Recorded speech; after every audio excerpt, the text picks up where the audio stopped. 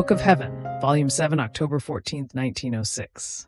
Self-esteem poisons grace, the purgatory of a soul for having neglected communion.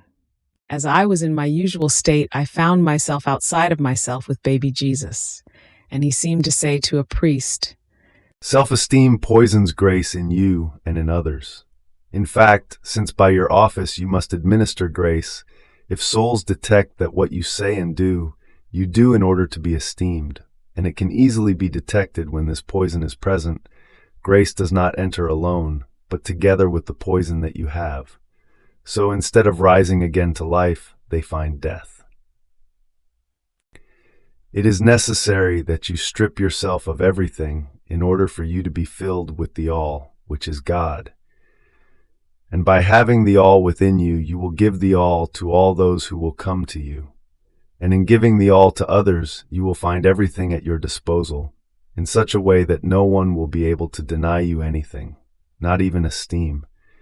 Even more, from human you will have it divine, which befits the all who dwells in you."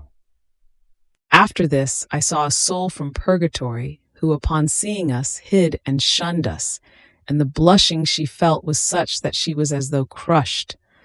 I was surprised that instead of running to the baby, she would run away. Jesus disappeared, and I drew near her, asking the reason for it. She was so ashamed that she could not utter a word, but as I forced her, she told me, "Just justice of God for having sealed upon my forehead confusion and such fear of his presence that I am forced to shun him. I act against my own will, because while I am consumed with yearning for him, another pain inundates me, and I shun him. O God, to see him and to shun him, these are mortal and unutterable pains. However, I have deserved these pains, distinct from those of other souls, because in conducting a devout life, many times I made abuse by not receiving communion because of trifles, temptations, coldnesses, fears, and sometimes even in order to be able to bring reasons to my confessor and let him hear that I was not receiving communion. Souls hold all this as nothing, but God judges it most severely, giving it pains which surpass the other pains, because these are defects more directed to love. In addition to all this, Jesus Christ in the most blessed sacrament burns with love and with the desire to give himself to souls. He feels himself dying continuously with love, and when the soul can draw near him to receive it, but does not, or even more, she remains there indifferent with many useless pretexts. The affront and the displeasure he receives are such that he feels restless, burning, and cannot give vent to his flames. He feels as though suffocated by his own love, finding no one with whom to share it, and almost gone mad. He keeps repeating, "The excesses of my love are neglected. Even more, they are forgotten.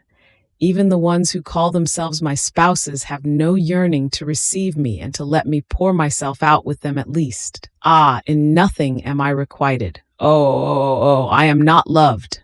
I am not loved." And so, to have me purged of this defect, the Lord has made me share in the pain which he suffers when souls do not receive him.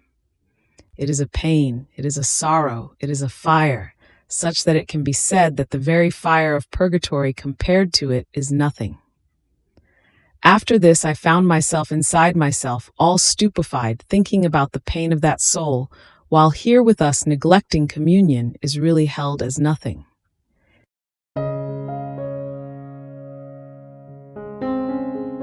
Thank you for being a part of our community here at Divine Will app. If you enjoy listening to Jesus' lessons on how to live in the divine will, please give this video a thumbs up. Your likes help us reach more souls yearning to live in the kingdom of the divine will. We'd love to hear your thoughts and reflections, so drop a comment below. Your insights not only enrich our community, but also inspire others on their spiritual journey. And don't forget to subscribe to our channel. By joining us, you're helping to spread the news of the kingdom of the divine will, so that together we can bring his kingdom to reign on earth as it is in heaven. In the divine will, always.